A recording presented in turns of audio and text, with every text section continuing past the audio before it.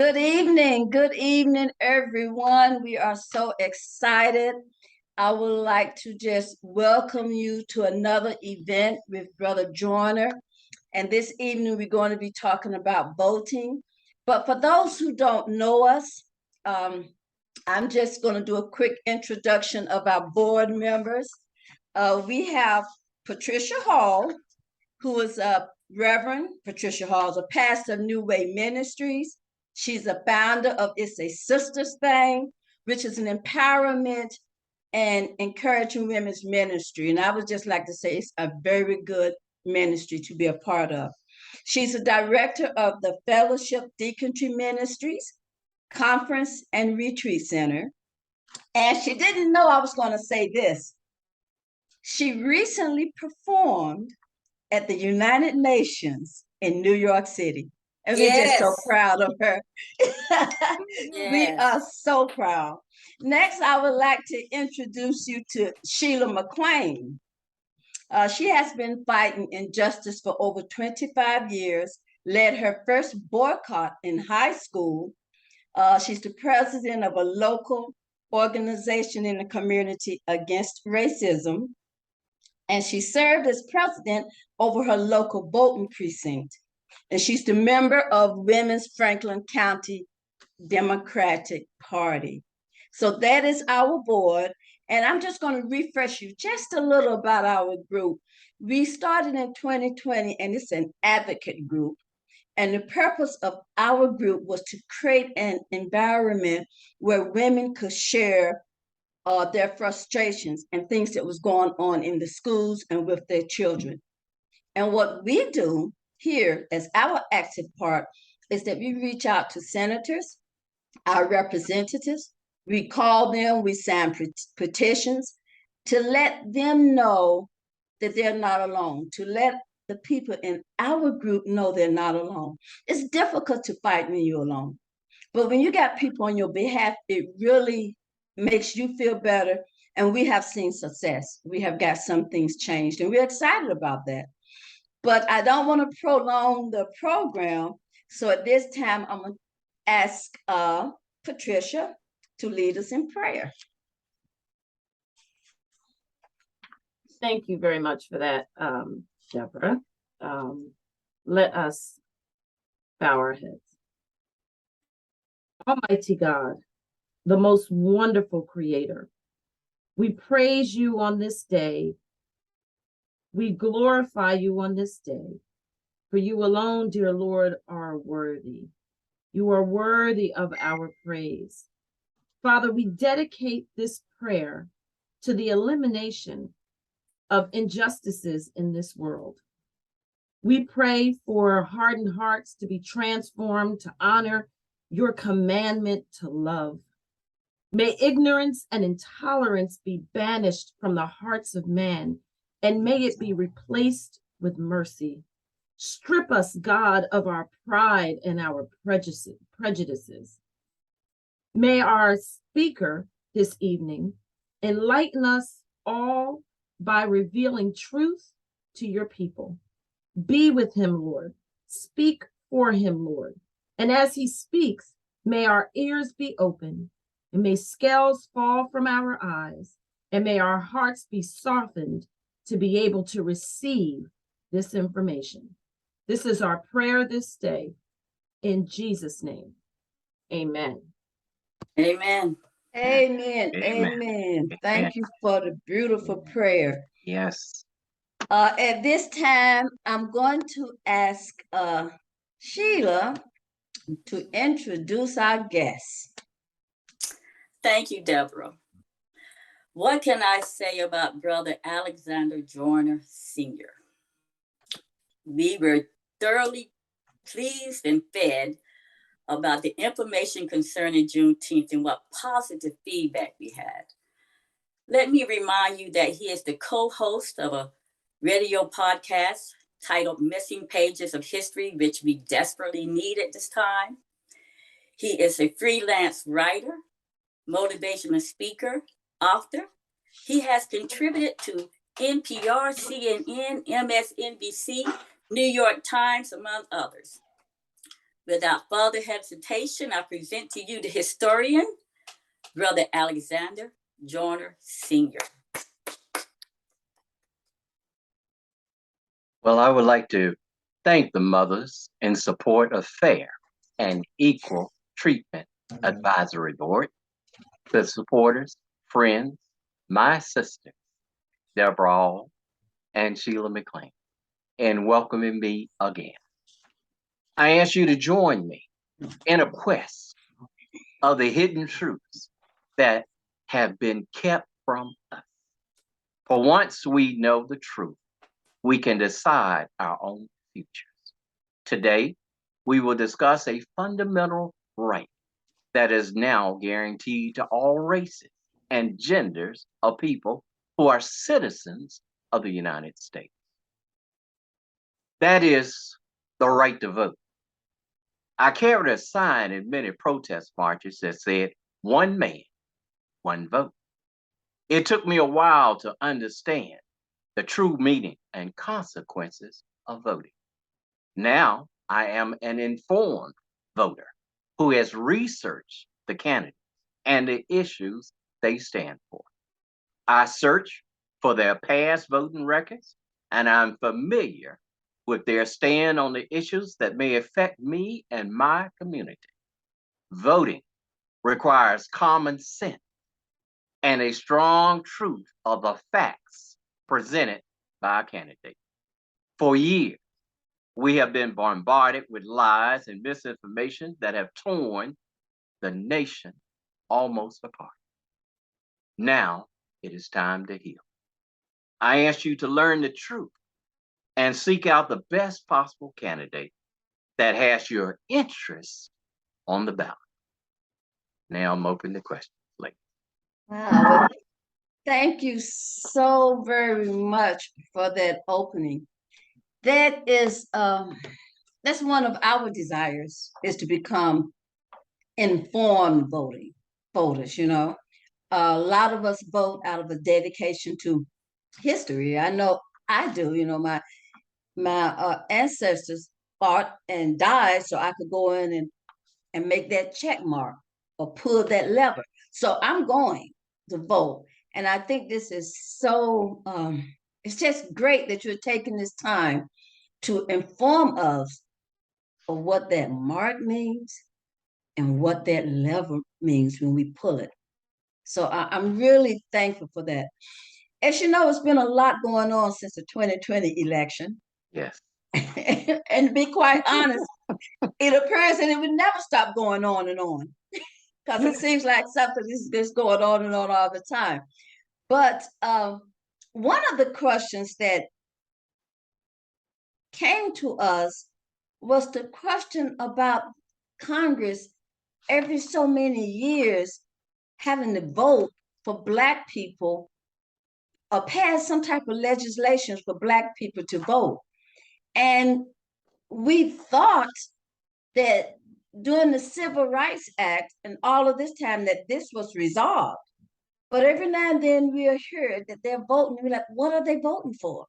They're voting to give us the right to vote. So could you elaborate on that a little bit for our viewers? Yes. Congress finally acknowledged the racist attacks and disenfranchisement of the African American voter in 1965 with the Voting Rights Bill.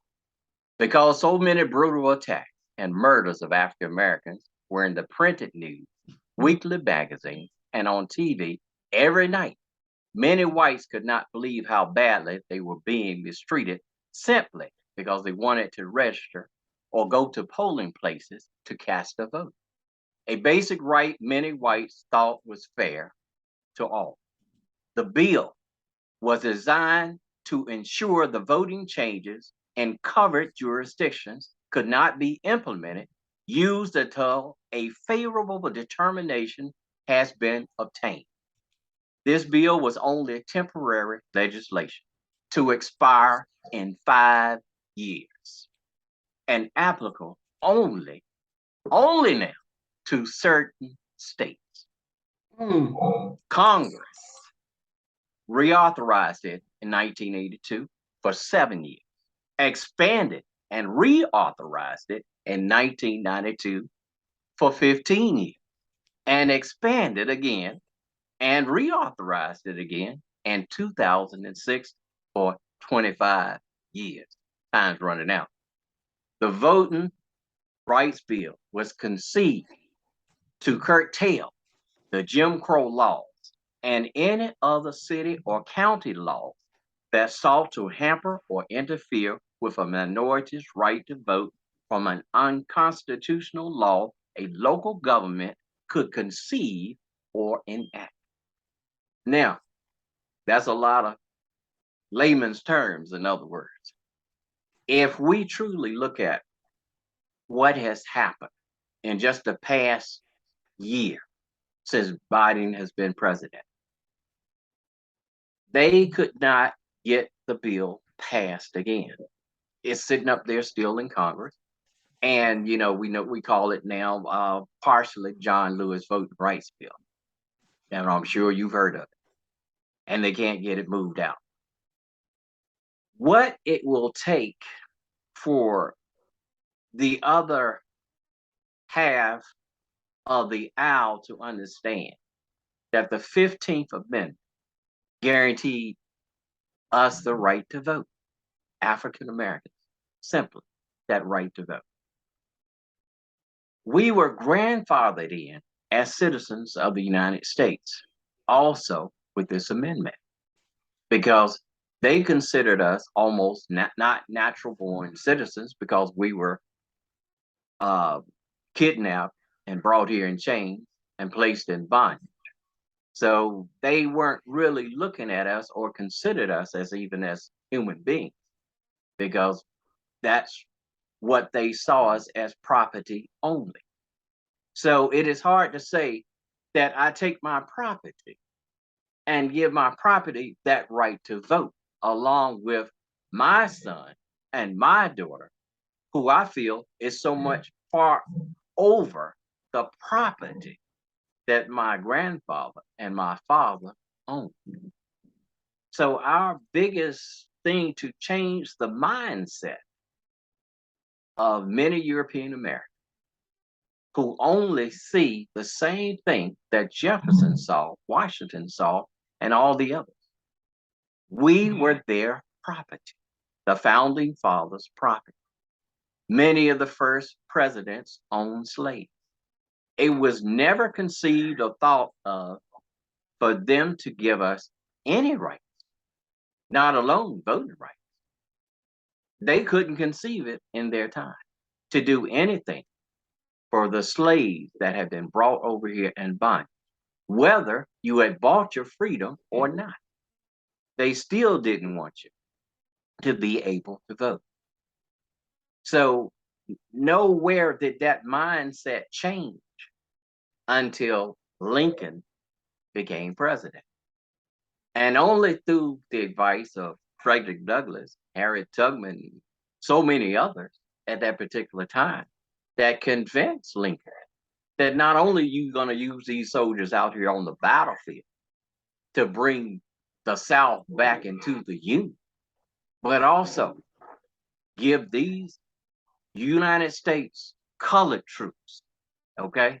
United States colored troops is what they were called. So to give these United States colored troops something to fight for. And in the back of their mind, the discussions were about freedom, the right to vote, the right to own property, to have any right that their white masters had had before them, to not carry papers around to say that you were free, because that's what had to happen before. You had to have papers on you. No European American had to have papers, but you had to have papers saying that you were free. If not, you became like 12 years a slave. They could pick you off the street anywhere they wanted, drag you back down south, whether you were free or not, and put you back into chattel slavery. So when we look at what we're dealing with today, because there's a certain amount of people that wanted to stay in power always, and that is the wealth. because we got to remember that when this country was founded, only few people could vote. And that was the rich, wealthy, white landowners. No one else. So the power wanted to stay with the 1% of the people. And with the power wanting to stay with the 1% of the people, they never wanted to give African Americans the right to vote. So even though you were given it by law, by Congress, voted on the 15th Amendment, it should have been a done deal, closed, nothing. You should never need a Voting Rights Act. But because the states regulate their own voting, that is what the law is for, as it said, in certain states. Not all 50 states, because all of them weren't here then. But in certain states, that's what it applied to. And that's, and to me, that's crazy. This is the United States of America. It should go from coast to coast, all territories and everything. It should not apply just to one area. But that is why we have to continue to fight for voting rights, because they were never intended to be given to you. And no one is happy on the other side of the aisle right now that actually you have it, because what? You decide an election now. So by you being able to cast a vote, you can put whoever basically in office, and they don't like that.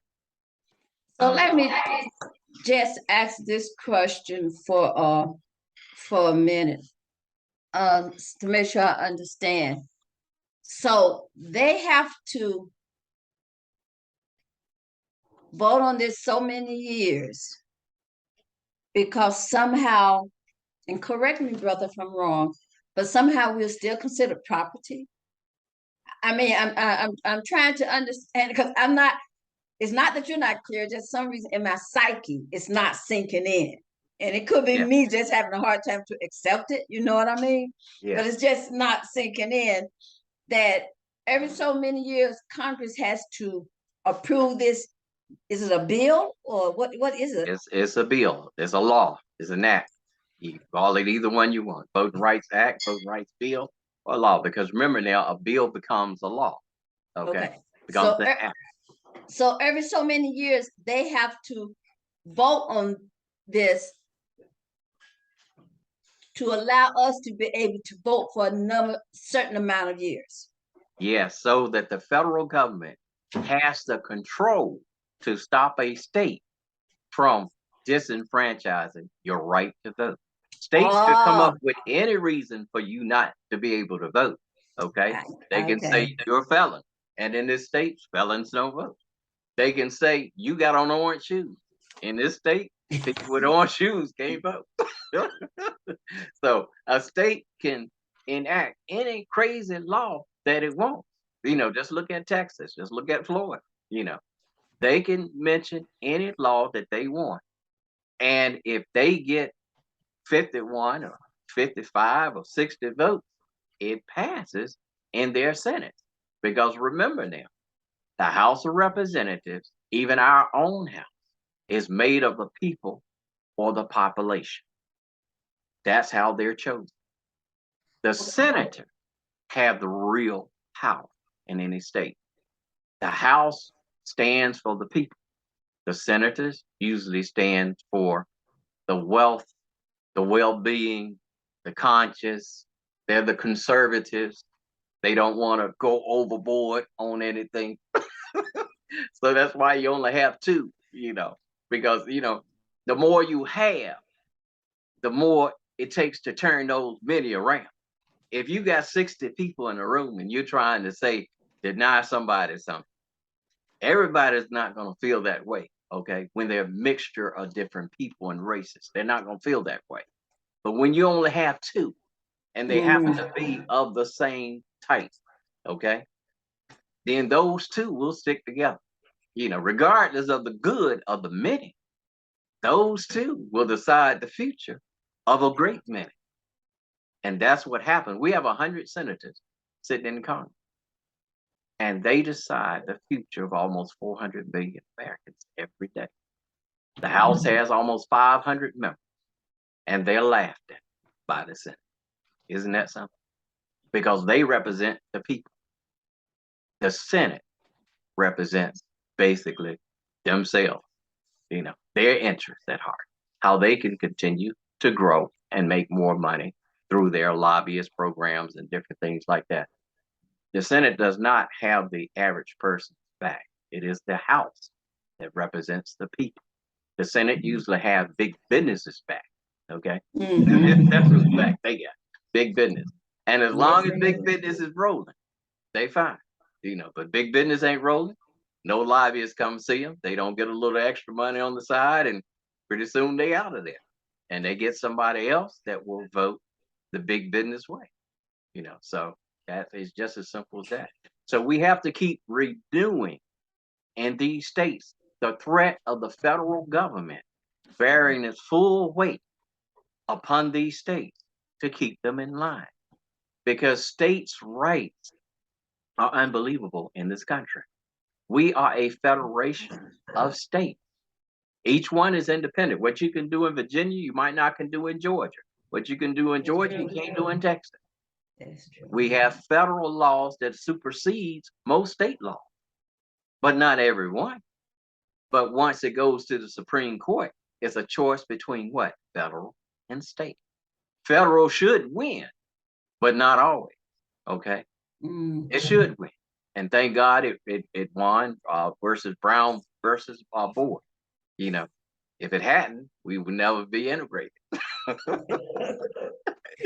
So we really have to look back and say, what is our country basically about, and why do you not want me to have the same rights that you have? In the back of their mind, yes, they see you as property. A lot of people still today, because we talk about slavery in schools and college and everywhere. And so in the back of a lot of people's mind, it still sticks there as stigma that my grandfather, my great grandfather used to own you people. That's one of the most terrible things that a person can acknowledge, that my family owns someone else, and even, me, myself, we discussed that. My family, as a lot of other Black families, yes, they bought slaves, but they set them free. They bought them to give them their freedom. Taught them how to read, how to write, how to move on, how to be productive. And that's what it was all about. So slavery was bad, but they found ways to do better. And that's what we have to do as far as voting and as far as this right. This law, the voting rights law should never even been thought of. What we doing now is ridiculous, but we're doing it because people hate you, not because they love you. Doing it because people hate you. That's it. They hate you that bad that they're scared and afraid that you're going to go in there and do something fair and right, and everybody's going to be treated equally. Justice for all. Everything that the Constitution claims it says. They don't. Do you really think that they read that and look at you and say, this applies to you? No.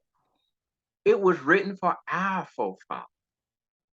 Okay? Written by our founding fathers. Wasn't written by your dad, great-grandfather. It was written by theirs. So that's the problem. And our schools need to teach, the true history of that. Then, we'll be more enlightened and see that was wrong. See, it's hard for people to admit it was wrong. Slavery was wrong. There was nothing good about slavery, period. It was wrong.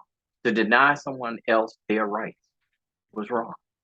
So until, we can get them to admit that, then we won't need to revisit this and expand this and include anybody else. Because if it's right to begin with, and the 15th Amendment was very clear, precise as could be, we got the right to vote. It's just important and simple. So why we gotta go through this foolishness? But because someone still hates. Isn't that something? That's awful. Yeah. For some reason, I'm getting some feedback. I don't know why. Hold on for a second. Can I push this thing? So that leads us to the great Electoral College. Something that we talk about over and over, we don't understand. So if you could take some time and please explain that to us, because a lot of us feel like that we don't determine the outcome of any election. So some of us say, why go vote when it doesn't matter, because the Electoral College is going to put in whomever or whoever they decide. Well, that's one of my favorites. Okay, the Electoral College. Now, the United States is the only, and I mean only, country that uses this process to ensure that the people do not elect the president. Okay? You can go from one end of the world to the other end. You can go from before Caesar to now. We're the only country, isn't that something? Only country that uses electoral college. Founding fathers knew what to do, okay? Now, the United States Constitution prescribes that the American presidents are elected not directly by the people, but by the people electors. The Electoral College process was created by the framers of the Constitution as an alternative to electing the president by popular vote or by Congress. Citizen electors are chosen by the population of each state and the number of senators. These electors cast their ballots for president. They are not bound in many states to the popular vote, but to their own choice of whom they want as president. They can also abstain from casting a vote in some states. White Southerners have gained the most from the process and do not want to see it removed. George Washington was the only president who received every electoral college vote. The only one. All 69 of them in 1788 with a popular vote of 43,782 people. The U.S. population at that time was between 3.5 and 9 million people. Only 43,000 people could vote. Isn't that something? Astonishing. Now, all 132 in 1792 with a population vote. They got a little mad at George now, okay? George wasn't doing everything he was supposed to do for the rich man. See, George didn't cut them taxes. He didn't give him that Trump tax cut. So they sort of got mad with old George, okay? Well, he got all the electoral college votes, but with a popular vote of 28,579. The U.S. population was between 5 and 12 million people. Now, when 28,000 people decide everything for between 5 and 12 million people, there's a problem, okay? That's a huge problem. So we have to look at what the Electoral College meant to them back then. If you look at that span, if you got even 5 or 6 million people, there were about 2, 3, 4, 5 million slaves. Most plantation owners may have had 1,000 slaves, but they only claimed 200 because of taxes. Okay, that terrible word, taxes, because you got to pay for them now. Okay, that's profit. You know, you got to pay property taxes, right? So you got to pay for them. So just like folks cheat on taxes now, folks cheat on taxes then. Okay, so no difference in what was going on back then than now. So there were Indians living in the 13 colonies. Nobody cared There was more to them than it was colonists. But they couldn't vote. Okay? You had so many poor immigrants in this country. They could not vote at all. The only people could vote. 43,000. 43,000 out of almost 9 million people. And they decided everything. They wrote the Constitution, Declaration of Independence, Bill of Rights, everything. Those rich men. that was it. Nobody else. They didn't ask that other 5 million people what their opinion, 6 million, 7 million. They didn't go out there to ask the Indians or anything. Didn't go on the plantation to ask the blacks anything. Didn't care. Didn't ask the poor anything. Didn't care. Not at all. Didn't ask the free blacks anything. Didn't care. Didn't matter. They made the rules. The Electoral College was established so that the rich kept the presidents. We don't have Electoral College for anything else. But what? The presidents. That's it.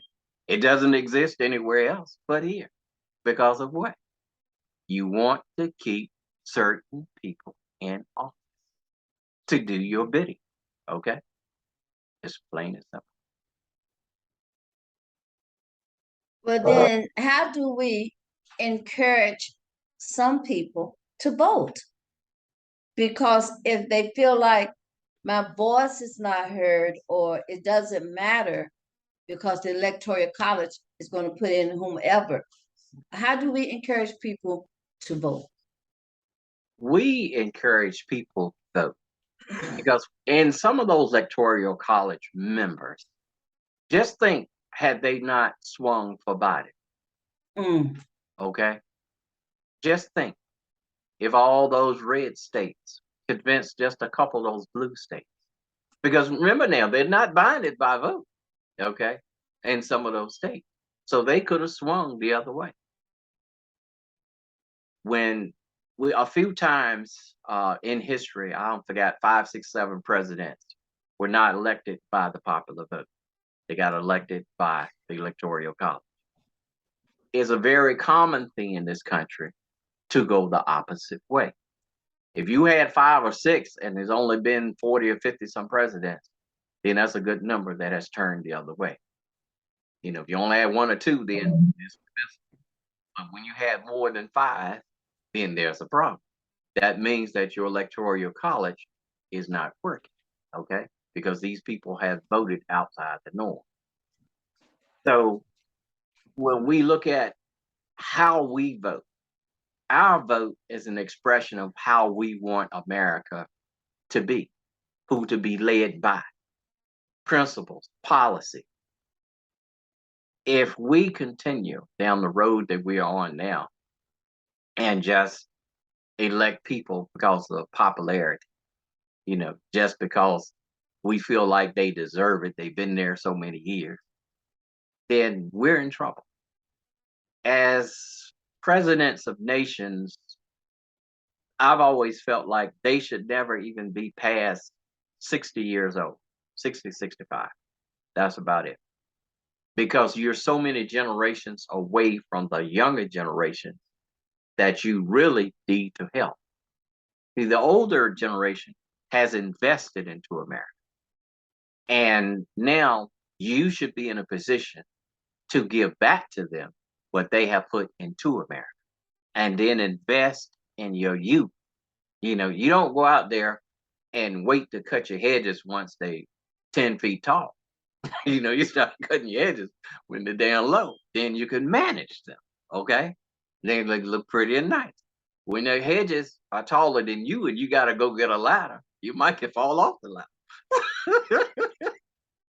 Okay? Things become unmanageable at some point, okay? So the older we get, it's not that we've gotten so much wiser, okay? But the older we get, we should be more knowledgeable to teach the new people that are coming up to get to the point that we were, so that their lives are much easier than our lives were. You know, that's what presidents should reflect. They giving the money back to the kids going to college was a great thing. Great thing. They're the bill for prescription medicine stuff. That was another wonderful bill. There are so many wonderful bills that Congress has actually passed undivided. The legislature has been good because he's working with people on the other side that don't care about any of that. But they do realize that somewhere the other line that, hey, maybe his prescription drug plan do make sense. Okay. Yeah. So, somewhere down the line, you're going to have constituents that say, you voted against that. You know what I mean? So you might lose a few votes. So you go ahead and put your name on it, as a signature. Oh, I ain't gave everything away. I just voted for that one thing. They'll clear it up in a moment now. They don't want to, respect it for so much. But yeah, for we'll give them a little praise, and then take up. Well, that's the bill we were planning on doing anyway. They'll turn things around to make it look like they should be getting credit for something someone else is doing. So that's what we have to look at. We are in a terrible fix as far as the country's ability to use good information, because even when we have good information, it's being turned into misinformation. So we have to be very careful how we tread, as far as voters, because what you see written on that little place card may not be true. Most of these commercial ads that you see on TV for these so-called candidates aren't true. So, basically candidates are making up stuff that's crazy right now, and so, saying they went to college, saying they did this, saying they did that. There's no proof given to charities, everything. And then you find out, yeah, well, they did a charity, whatever, but they kept the money. You know what I mean? It's all kinds of craziness, that people are doing, trying to get people to vote for them. And it makes no sense. Not at all. The decency of a candidate is all but gone. And that's why you don't see a lot of debates now, not at all. People don't want to debate because the truth comes out in a debate. You're going to say something that's going to put yourself in a corner in a debate. And how are you going to get out of it? It's impossible. So they say, well, we'll just do one debate. That's about it. But debates in this country, ever since Thomas Jefferson, John Adams, we've had debates in this country. There was no debate on Washington. Remember now, he got all the electoral votes. He got all the regular votes. There was not one vote against George. Okay, nobody. Not even the write-in candidate. George was a solid, thing. Okay, he was 100% solid thing for 2 terms, and then he said because he did not want people to make him a king or dictator, not to feel like he was all powerful and they could only do things his way. He decided to say 2 terms was enough for any president. Was enough, and he walked away from office. And we don't have that today, in any politician. Look at senators, been there 5, 6, 7, 8 terms. Okay, you done served 2 or 3 times, 4 times. Your district ain't no better. Your water is bad as Flint. You need to get out of there. Okay, you need to get out of there. Okay, Jackson, Mississippi should not be making the news. Bad water down there now. Should be making the news. But it's because of how we run things in this country. We have forgot the common man. Voting, being elected, and once you get there, you turn your back on the people that put you there. And you join the political agenda that's there. So we need to, steer clear of that. In Mothers in Support of Fair and Equal Treatment 2020, the members of our group are different in their political views, because the only thing we are requesting is that you be interested in justice. So we do have some Republicans, we have some Democrats, and we have some independents. So one of the persons on our page asked, that's independent, why can't independents or can independents vote in local elections? Now, is that based statewide as well? Now, when we talk about independence, because independents have been in this country from the beginning, okay, unaffiliated. We've had the Whig Party, we had the Federalist Party, we've had Green Party, we had Tea Party, we've had every kind of party that you could almost mention, and even the Democrats and Republicans were the same party, okay? There was no difference. If you was a Democrat, you was a Republican. If you was a Republican, you was a Democrat. They were the same party. Now, the views of people themselves make the party, okay? When we want to go far left, we might call them liberal, progressive, or whatever. We want to go far right, we call them extra conservative, okay? They're not mainstream conservatives, they went off on another loop, in other words, because they are looking at to disband America. When you go ultra conservative, you're not thinking about America anymore. When you go too far progressive, you've left the thought of America itself. So to be mainstream America, it is good to acknowledge independence. Bernie Sanders and Elizabeth Warren. We have to acknowledge people who have a different view of things, because there's a process for every state to register independent voters. All candidates must register to become a primary choice for election. You will have to search out the rules of your state to find the procedure to vote unaffiliated or as an independent status, as some voters cannot vote in closed primary elections. Open primary provisions allow independents to vote in many local elections. Contact your state board of elections and follow the guidelines provided. Some states only allow party affiliation votes in their primary election. But as a write-in independent, you can write in all day, anybody's name. You can put Snoopy's name down on the ballot if you want to. It doesn't matter. It doesn't matter, okay? And, the number 3 person on the ballot when Hillary and Trump ran against each other was General Colin Powell. Just think of the Electoral College, because he was a write-in candidate. Remember now, they could have elected Colin Powell. Isn't that something? It's amazing. We could have had Colin Powell, and he probably would have been a very good choice. Okay, very good choice. I wouldn't have been disappointed. His policies wouldn't have been, mainstream with mine, but at least I would have someone debatable who know the challenges on both sides, who could pretty much figure out like Lincoln did. Because we got to remember now, Lincoln was not on our side, okay? Lincoln was doing anything he could to keep the Union together.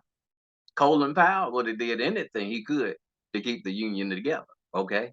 So we have to realize that no president, whether it was Kennedy or Obama or anybody, you've never had a president that was totally on your side. We really have to look at it, that way. They have never been on your side. They've always tried to play it down the middle. And playing it down the middle has always been safe for presidents.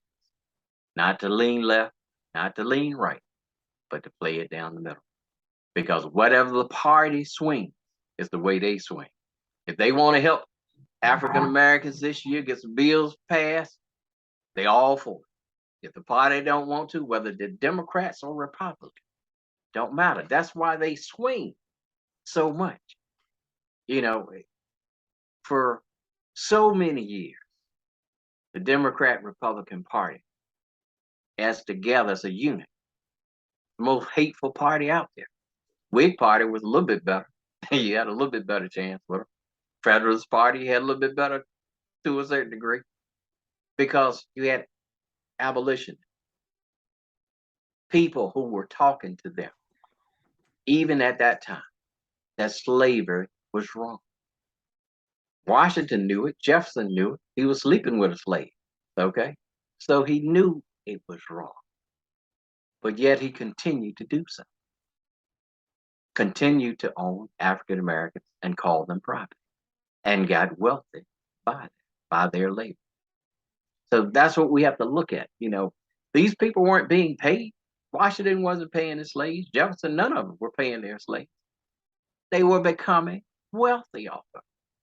America was becoming wealthy. Was one of the wealthiest nations in the world. And it had to come from somewhere.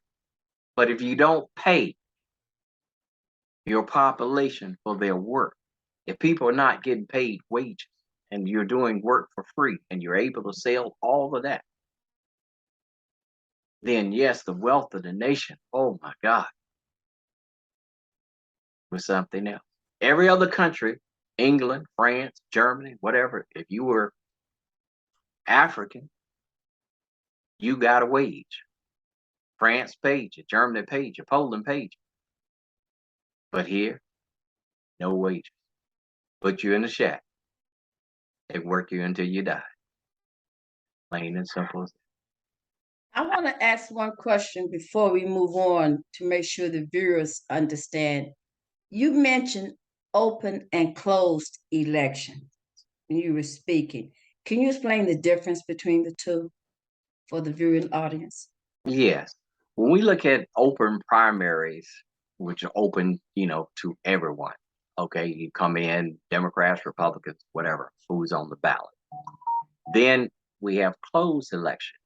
Once that point, it gets past a point, and there are, say, 2 people on the ballot as a runoff or whatever, then that's more of a closed election because there's only 2 people. So you can't put a third person on there. So, you only got 2. So you have open, which are open to everybody and anybody, independents, whatever, whoever you want to say. So you have that open and that closed. And so it depends on the state how they regulate that.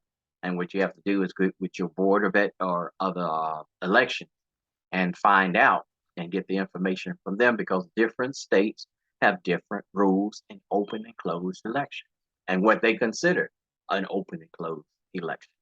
So you have to find out from all 50 states and the territories, because in some territories, and especially like Puerto Rico and a few others, even though you might be considered a U.S. citizen, there's no representation in Congress for you. Puerto Rico has what? No representative. They don't have 2 senators. They don't have 5 or 6 House of Representatives.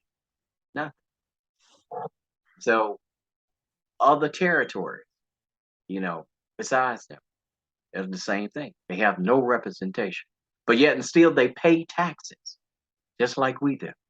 And some of them pay higher taxes than we do, but still no representation. They can't send nobody to come.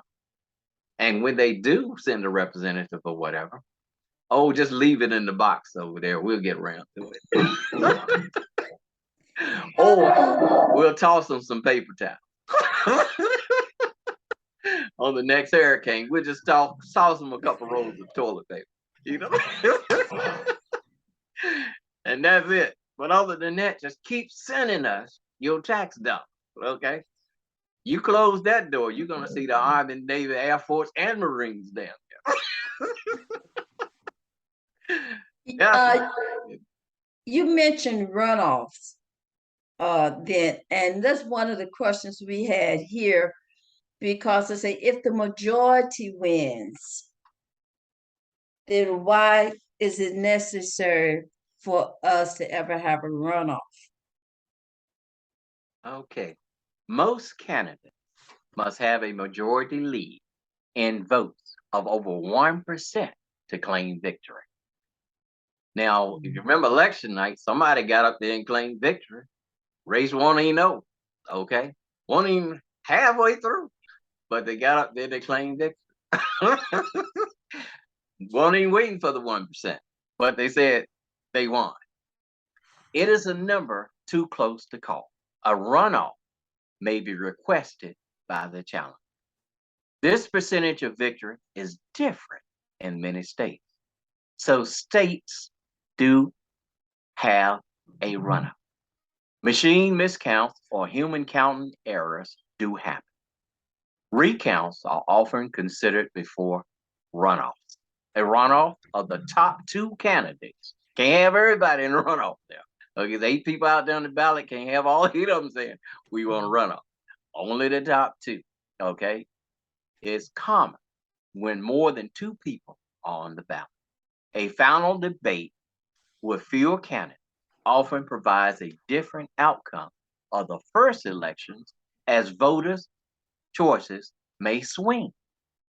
Widespread voting fraud or misplaced or unsecure ballots do not happen.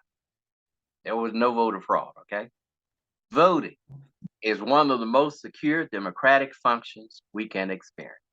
Your state board of elections has paid workers and volunteers who have followed the guidelines for years in keeping our elections safe. Now that may change with the new atmospheres of lies and misinformation spreading by election deniers who seek to destroy our process of secure voting.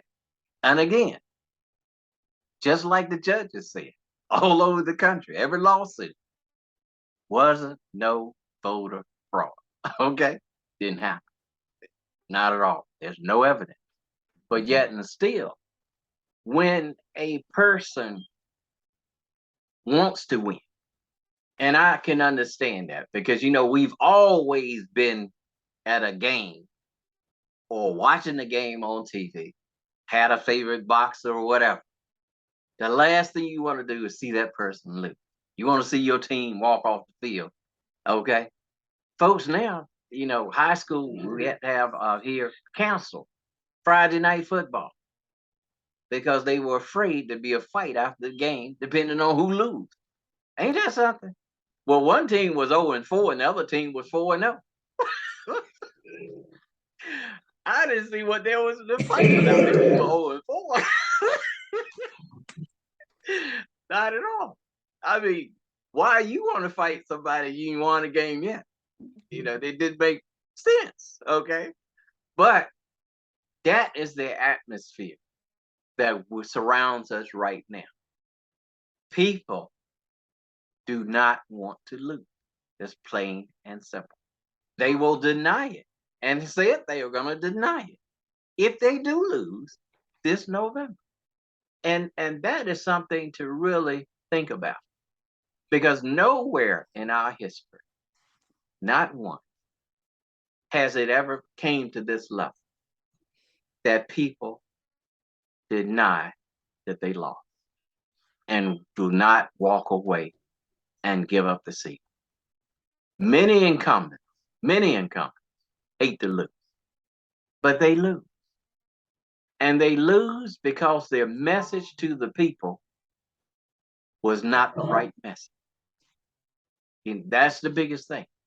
You know, you have to entertain voters for the belief of what you're going to accomplish. When the goals that you set are not met, and not just because of you, because you got other people surrounding you to try and help you out. If you come in as a Democratic president and you have a Republican House and Senate, it is hard to get anything through. If you are a Republican governor and both your House and Senate are Democratic, it's going to be hard for you to get anything through. So you're going to be looked at totally different when you run as an incumbent. And people will judge you on your performance of what happened in Congress. If your performance was less than what they thought, then you're in trouble. See, if I had been the ex-president, I would have waited for those tax breaks at the last minute. See, you can't double dip, okay? You can't double dip. Couldn't give him another one because a lot of folks were mad about the first one, okay? So you had to come up with something else at the last moment to sway people your way. And that was the problem. You couldn't sway people, at the last moment. And people saw another person talking more sense about healthcare, education, the virus, COVID-19 and stuff. So we had another voice that was saying that I am here. I've been around government a long time and I can get some things done, but I need your help. And we gave it to them. And the voters went out and they responded. And like I said, there have been many accomplishments by the Democratic Party, that we're not really giving them credit for right now. But they did do a barely decent job. They couldn't get everything passed because of what? They don't have a solid majority. Now we understand it's not 51 votes with the tying vote for the vice president, okay? Because we have to realize it's 48 Democrats in Congress, 2 independents, who vote sometimes with the Democrats, who vote sometimes with the Republicans. And we have other Democrats that sometimes vote with the Republicans, okay? And we have other Republicans that sometimes vote with the Democrats. But still, that's not 60 votes or 61 votes to ensure a minority. Congress used to really work together. It was easy to get 70 votes on almost any bill, 75, 80 votes, because they understood that the only way to ensure that America moved forward was it seemed like they had their act together, okay? The Congresses under Lyndon Johnson were something else. Congress under Richard Nixon was something else. Even Jimmy Carter, Bill Clinton, it was a good Congress. They worked together. They reached across the aisle, bipartisan. You give me this, I give you that. Now they don't even want to talk to each other, okay? It's red states and blue states. We don't go over there and talk to them, okay?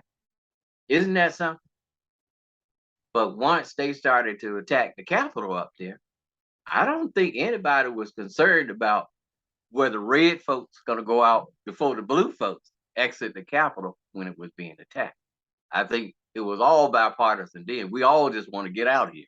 You see what I'm saying?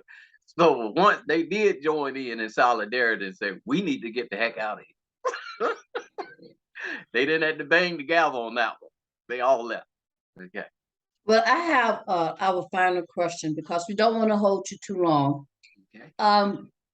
This question is on redistricting. And it was interesting because, we've heard of redlining and all of that. But when this past election that you was referring to, when it was over, all of a sudden we started hearing about people in different states trying to redistrict, the party that lost trying to do some redistricting. And I'm not understanding how redistricting affect voting. So what was their goal in doing this? What did they achieve? I'm sure in some states, in Georgia, it was really a big fight down there. And I'm just wondering what was the main goal and what would redistricting, how would that affect our voting? Okay. Well, many consider it wrong that the party in power of the state legislators can draw the districts that favor their party. This is called gerrymandering. Pretty sure you heard that. Mhm. And the man that even came out with it lost his district. Isn't that something? He had his district, yeah. Yeah, he had his district redrawn. Thinking that it was going to help him. And he lost. Okay. So to begin with, it was a plan that didn't make sense. Okay. But down the line, people have been using it. So Republicans hated it when Democrats were in power in the 70s and 80s. Now the Democrats hate it because the Republicans have a stronger say so now. Redistricting. from the U.S. Constitution and is how our U.S. House members and Electoral College electors are selected, okay, by the census population of every state. Let me go over that again, okay?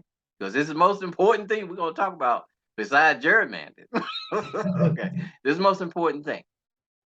Redistricting comes from the U.S. Constitution and is how our U.S. House members and Electoral College electors are selected by the census population of every state. The more people who live in a state, the more U.S. House members and electors a state is given. That's why New York, California has the most. Got the most people. Makes sense. Okay. So on the state level, it's almost the same. Districts are drawn to favor the party in power, so the incumbent has a better chance of retaining his seat. Remember now, with George Washington, Thomas Jefferson, all the rest of them, rich, wealthy men that did not want to what? Relinquish power to the common man. All right. If a district is redrawn, it usually means there was a population shift. If not, then it is widened or lowered in size by a voting map to include a favorable registered voters. There are laws going overboard and outright dismantling some areas as Democrats and Republicans go back and forth with lawsuits on the issue. The big issue has been to both align the people of color, registered voters, into small city districts and leave the larger suburban areas to European Americans. The American idea of one man, one vote can easily get lost when you divide or saturate a district with many outside voters who may come from several counties away from the center of a state. Some districts are hundreds of miles long, almost making it impossible to vote in the assigned voting places. The new laws being made by Republican lawmakers because of lies of election fraud has spurred new redistricting maps. It will take the court system to overturn and remove these laws that attempt to disenfranchise the people of color in this country. Citizen reformers and political activists can challenge and serve on redistricting committees. Again, citizen reformers and political activists can challenge and serve on redistricting committees. Finally, as always, write to your federal and state congressmen and see if they will respond. For the ones in power do not want to replenish it easily. So when we talk about, redistricting, again, it's by population. How many people in that state? That's how you get awarded electors. Isn't that something? See, it's all about the people and about the census. That's why it's so important that people are counted. That's why we were considered 3/5. Remember in the Constitution. See, everything has a reason. When you're rich and you want to stay in power, everything has a reason. You have to come up with a plan to keep people below you and not at your same level or rise above you. And that was what the main thing that this country was about, was keeping the poor and the middle class separated from the rich. So let me ask you this to see if I'm comprehending it. So if you have, and I'm just going to use black and white because that's easy for us. Yes. So if I have this territory, which mainly a lot of black voters are in, and I know these voters mainly, I'm assuming that these voters are going to vote for one party. I'm assuming, I could be wrong, but I'm assuming they're going to vote Democrat. So if I'm Republican, I can come along and redistrict, which kind of split this population. So then some of them may have to drive much farther to even go vote, because my goal is to disenfranchise them so they will not vote. Yes. But to go vote, they're gonna have to drive even further. to do that. Thank you. That explains it. Yes. You know, this nation, you know, that we call, you know, America, you know, was founded on good intention. Good intention, okay? But got carried away by greed and wealth. Good Well, intention. you know what my mother used to say, good intentions, right? You know about that, right? Oh yeah. She said the road to hell is paved with good intentions. It is. So that's why I said it was founded on what? Good intentions. Good intentions. And those intentions were to fool, you know, people, you know, into thinking. Because how in the world, again, look at the numbers. Look at the numbers. Washington got elected as president. And look how many people were in the country. You're going to tell me that even combined together, less than 80,000 votes.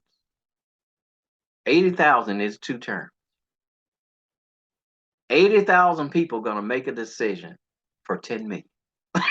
You know, it doesn't make sense. You know, not at all.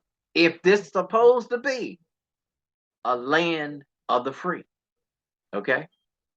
If this is where men supposed to step forward and say we're not going to honor a king or monarch, okay? If we're not going to do a dictatorship, but we're going to let the people ruin the country. Constitution says what? We the people got lost somewhere. Okay. We the people got food is what happened. You know, we the people got food. We got bamboozled. You know, that's what happened. You know, and it was done because of what? People could not read and write in this country. Remember that. They were illiterate. There wasn't schoolhouses on every corner, you know, every block, you know. There were so many illiterate people in America. So it was easy to fool them. And when it's easy to fool people, then you can take what they have. Because you have a lot of poor and middle class people that at that time that wanted to seem as rich as the richest people. So they were easy to fool because you're trying to attain and get to that level. But the man that got everything knows how he got it. And he got it by conning and tricking. So him by conning and tricking, he already knows. You can't compete with a con artist. It's just no way. Not at all. They'll take everything you have. You know, it's like you going into a poker game ain't never played before. And here you got the best player sitting across from. How you gonna win? Any hand you get, he gonna beat. And if not, he gonna cheat. Okay. You can have a winning hand. He'll tell you you lost because you don't know any better. Okay. You can have a full house, a flush, whatever. He said, no, man, that ain't worth nothing. You know what I mean? He said, you know, this set of jacks beat everything. Yeah, okay. You don't know how to play the game. We, as common Americans back then, did not know how to play the game. You had the richest people in the world with, you know, the landowners, those Virginia landlords, you know, Washington, Jefferson, quite a few of them. So they were the richest. They had plenty of money. Okay. They were making the decision. The people in the north appeased them. Because remember that the capital started out in the north. But they didn't want that. Because what? The power would be in the north. Okay? If our capitals had stayed in New York or Philadelphia, slavery would have been abolished. Because remember that, they abolished slavery. Okay? So slavery would have been abolished had the capital stayed in New York or either Philadelphia. But they had to get, Jefferson and Washington had to get the capital out of there just as soon as they could. Okay. Well, Brother Joyner, I want to say this is so informative as usual. We just love talking to you. And I'm sure the other people, the members of the board, have some questions or some comments. So at this time, I would like for them to unmute and share their opinion. But you answered a lot of questions for us and gave us, I don't know, something we kind of know, but when you give it to us, we kind of know deep in the gut, but when you hear it out loud, it just, it means something else, and that's all I can say. It means something else to you. So at this time, I'm gonna ask Patricia, I think, if she has something she want to say. Yeah, in reference to what you were saying, Deborah, yeah, it's kind of like we have an inkling, but then, we have the conversation with you, and then it's confirmed. And not that that's a good thing, because we want, you want to hear that we're wrong, or, we misunderstood. But for you to come and just, connect the dots, it just shows us, like you said, we've been bamboozled, and I was over here and hoodwinked, we've been hoodwinked. But I want to, as always, just thank you. Picking your brain, there's so much in there. And we always walk away with a plethora of additional knowledge. But I just want to say, some things that I got from what you said tonight. The whole thing with, the voting and stopping us from voting, and, we weren't considered when, the country was being put together and the laws were being made. It just listening to you, I kept hearing, it was out of fear. Of course, that's a lot of how you enslave people. The Egyptians enslaved the Jewish people because they were starting to become larger in number than them. And then there was fear. So I think, of course, it had something to do with that. And then if they gave us the right to vote, then we would come together, hopefully, and say, they were afraid that we would say, you're not thinking of us, like we're doing right now. Yeah. Which is why, we've got these limitations on our votes. Maybe it'll be depending on, what the population of the African American is, the voting African American in the country, and then they start putting additional limitations in these voting acts, and the bills and the laws and all of that. So that's what I got from that. And then the Electoral College, Father in heaven, help me, Jesus, because I don't understand it. We go into other countries screaming democracy. You must become a democratic country when we are not. Yes. So I'm sorry. I as a child, I remember, I think it was the Carter election, and the map was up, and I'm seeing red and blue, but yet I'm hearing my father talk about Electoral College votes. And I'm like, well, who are they? Who in the college is voting? I was so puzzled. I didn't understand.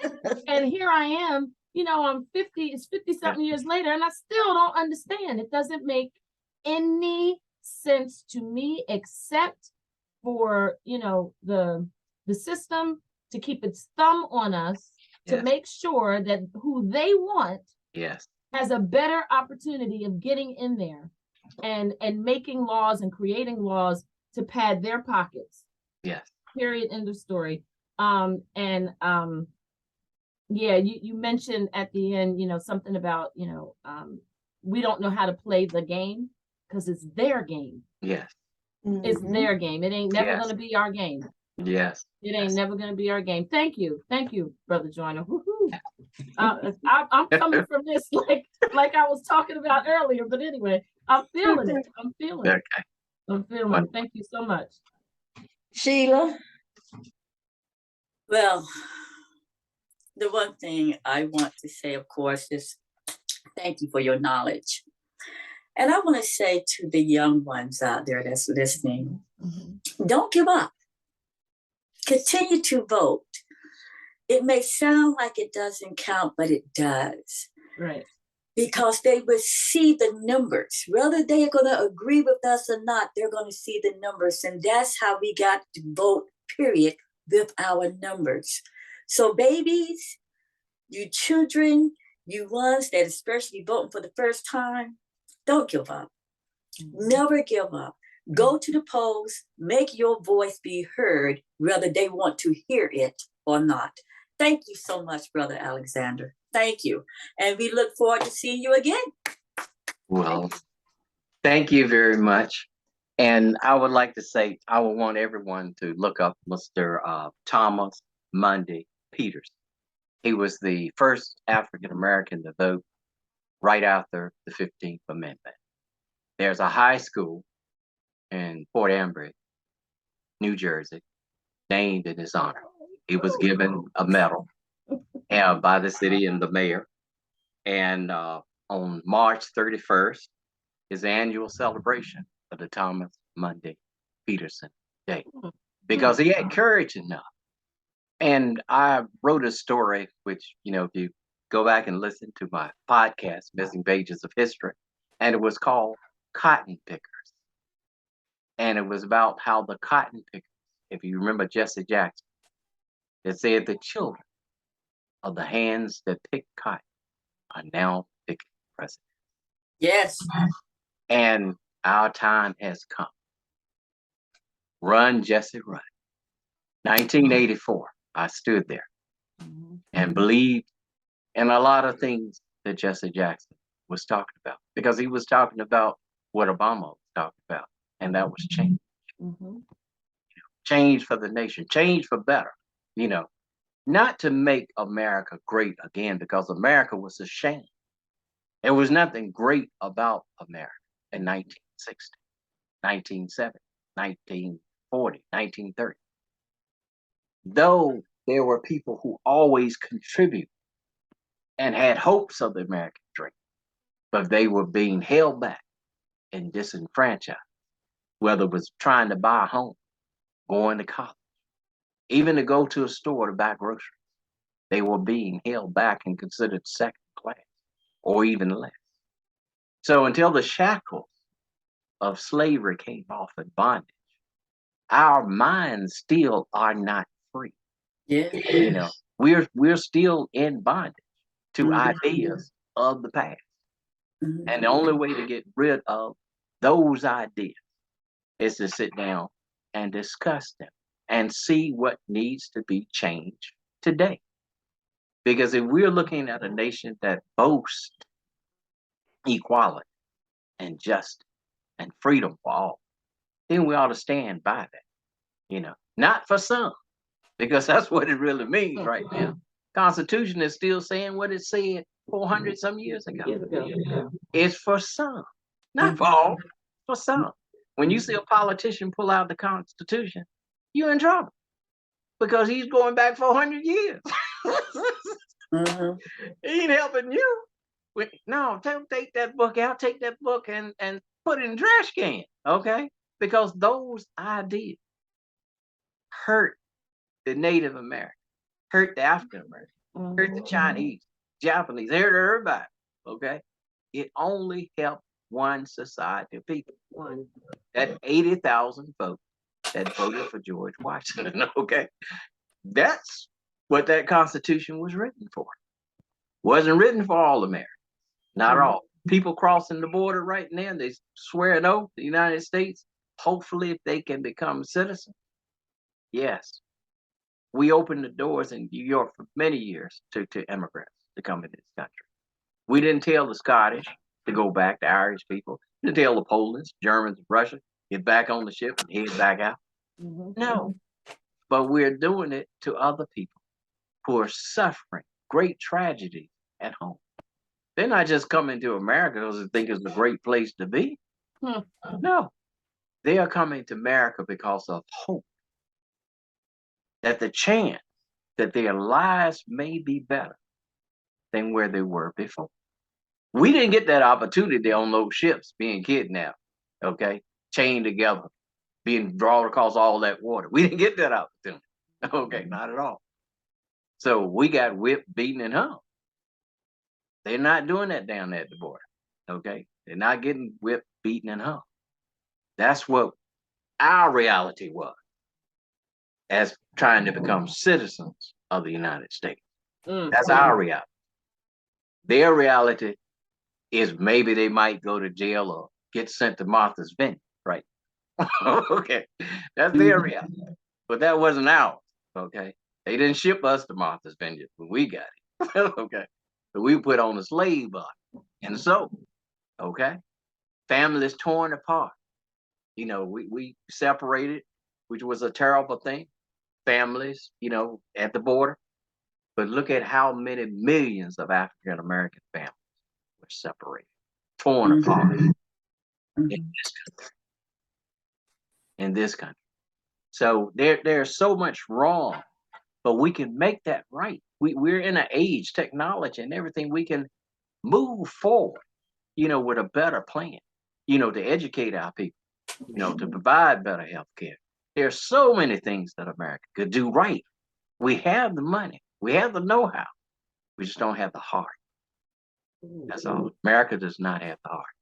You know, if they had the heart, then your neighbor, you would never have to worry about it. Now we got to get online just to find out who moved in next door, because we so worried about what they may do. Yeah, Okay. that's so true. There are so many people being released from prison. So many people can't even get into the mental institution that need to be in there. Okay. So there's so much going on in America that needs revisited and need corrected. And until we can come together as a nation on those points, you know, red and blue does not matter. Because like I said, they're going to flip flop. Okay, in 10 years from now, it'll be the Democrats. You know, you'll hate them. You'll love the Republicans. 20 years from that, you'll hate the Republicans, love the Democrats again. They will continue to flip flop because all they need to do is keep you confused. That's all. Well, that is really a terrific ending because what you said just brings us back around to voting. Yeah. Who we going to vote for? Yeah. Do our research, know our candidate, and make a wise choice. So I, as usual, I want to respect your time because we know you are very, very busy. Sheila only read off part of your credentials, so we know so we know you are a busy man, and we just are so grateful that you take this time for us to come here. So I want to say thank you, and we want to close tonight. And if you have anything else you want to say, please do. If the members have anything they want to say, does anyone else have anything they would like to add? Just thank you. Thank you. And I just want to regenerate what Sheila said. Make sure this fall, because I'll be going to Georgia, South Carolina, Mississippi, and Alabama. And I will be talking to whoever will listen, you know, to make sure that we are registered. You know, we talk about voting, you know, but we have to register first, you know, and we got a certain amount of time in each state to make sure we registered by before we can vote. So, you know, whether we got to get a state ID card because we ain't got a driver's license, because some places going to ask for certain credentials. They might even ask you to bring in an envelope, you know, from home showing your address.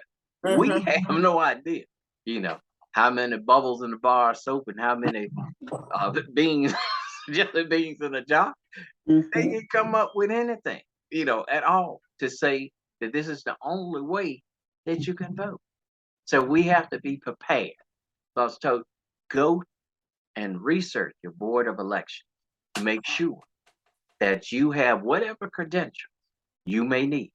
And if somebody comes up in line with you and brings you a bottle of water, you tell them, no, I'm not thirsty. I know that's right. Okay. Because don't forget now, they can go to jail. They might want to send you too. All they want to do is get you out of line. Okay. It could be the other party passing out water. Okay. So we don't know the tricks of the game, you know, what can be played, you know. So we have to be very careful this coming year to make sure that we follow the rules, because the rules are ever changing. But we got to make sure we try and keep up with them as best as we can. Because I say, they will keep changing the rules. As they say, they keep moving the goalposts. You know, you get right into it, they move another. That's their plan, is to continue to move the goalposts. Because see, if you ever cross the goal line, what? You score. And usually if you score enough, you win. That's the last thing that a lot of people want to see the people of color do. And that's get somewhere. You know, get organized and get somewhere. You know, as long as we in disarray, we're fine. But the moment we start organizing, once we start talking, communicate, that's the worst thing. That's why they didn't want to teach us read and write. That's right. Once we learn that we were slaves, and as Harriet Tubman said, if, you know, she could have freed 1,000 more, thousands of more slaves. Isn't that something? But a lot of them didn't even want to leave. They rather stay where they were. And that's crazy that you would want to stay in that type of environment instead of being free. But if you don't know any better, then you accept it. So we have to know better. And that's what, you know, it's going to take us discussions and conversation to find out, to know better as we can move forward as African Americans in this country. Because no one loves this country more than we do. You know, it is outstanding how much African Americans love this country, to fight in every war. Everyone. Men never question about going to Vietnam, going to Korea, going to World War II, never question at all, but got treated like dirt. Isn't that something? Your life is good enough to be taken by a bullet or a bomb, but we can't make a bank loan to you. Ain't that something? We deny you for a bank loan. It's unheard of. It's unheard of. But that's the country that was comprised 400 years ago, not to include you. So we can include ourselves through voting. You know, we have a voice.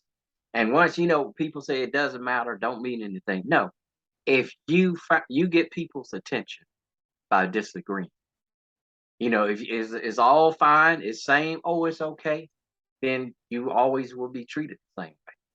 But the moment you start disagreeing, going against the norm, then people notice, oh, if they want to call you a troublemaker or whatever, but at least they know you don't agree with what's going on. And if you disagree, then you're going to find like disagreeers.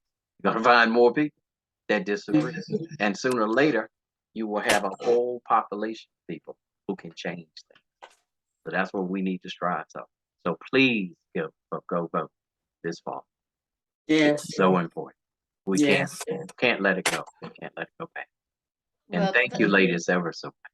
Oh, you're so welcome. And thank you for coming into our audience. Thank you for viewing. And I just want to say that this has been a very informative event. And we're looking forward to the next one. Yes. Can't wait. So everyone, please have a good night and God bless you. Until the next time. And God bless you, ladies. Good night. Bye-bye.